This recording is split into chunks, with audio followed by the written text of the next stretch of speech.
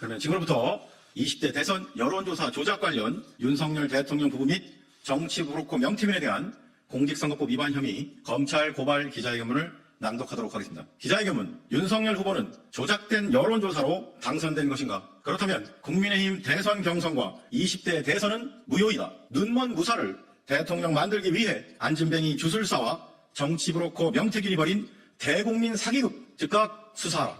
미래한국연구소의 회장 직함을 가진 정치 브로커 명태균은 윤석열 전 검찰총장의 퇴임 직후부터 대통령으로 당선될 때까지 대선 출마, 경선 승리, 그리고 대통령 당선에 이르는 대선 과정 내내 무려 80여 차례에 걸쳐 3억 7천만 원 상당의 여론조사를 자신의 비용으로 실시했습니다.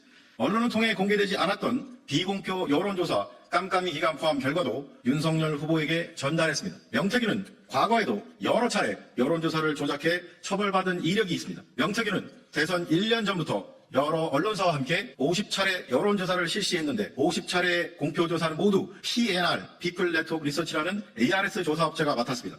이 조사에서 윤석열 후보는 50번의 조사 중 무려 49번 1위를 차지했습니다. 당시 PNR 조사는 윤석열 1위 여론조사 돌연 중단, 여지지자 항의 전화 쏟아졌다라는 제목의 기사를 통해 PNR 조사의 의문을 제기할 정도였습니다. 언론에 공개된 명태균과 강혜긴 씨, 강혜경 씨와의 통화 음성 파일에 따르면 명태균은 대선 막바지였던 2022년 2월 28일 강혜경 씨에게 여론조사를 언급하며 맨날 윤석열이 한테 보고해줘야 돼 라고 말합니다. 2022년 3월 2일에는 강혜경 씨에게 전화해 또 다른 여론조사를 언급하며 윤석열이가 좀 달라고 그러네 라고 했고 다음 날인 2022년 3월 3일에는 오늘 다 여론조사 결과지 뽑아줘야 돼요. 윤석열 총장이 문자가 왔네 라고 말하여 윤석열 후보와 자신이 여론조사와 관련하여 직접 소통한다고 밝혔습니다.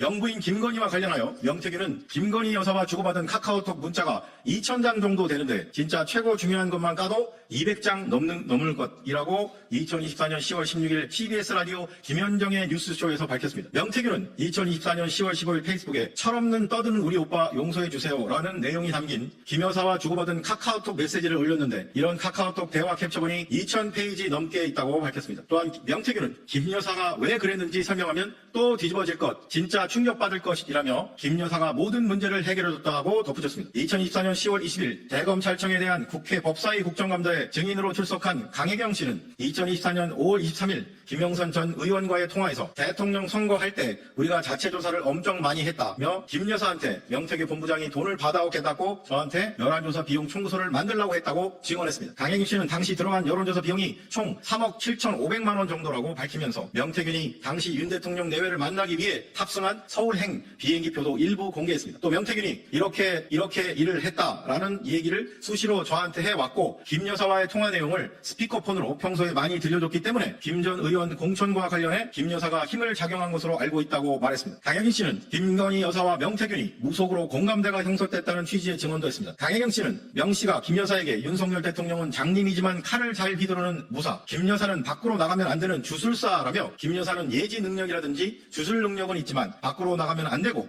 장님 어깨에 올라타서 주술을 부리는 의미로 얘기한 것으로 안다고 국회에서 증언했습니다. 결국 명태균은 자신이 실질적으로 운영하던 미래한국연구소를 통해 반복적으로 여론조사 데이터를 선보면서 고의적으로 윤석열 후보가 당내 경선은 물론 대선 본선에서 당선되도록 유리하게 왜곡된 여론조사를 만든 것입니다. 이에 다음의 혐의로 피고발인 윤석열, 김건희, 명태균을 검찰에 고발합니다. 1. 공직선거법 위반, 허위 논평 보도 등 금지의 점 제96조 허위 논평 및 보도 등 금지. 1. 누구든지 선거에 관하여 여론조사를 왜곡하여 공표 또는 보도할 수 없다.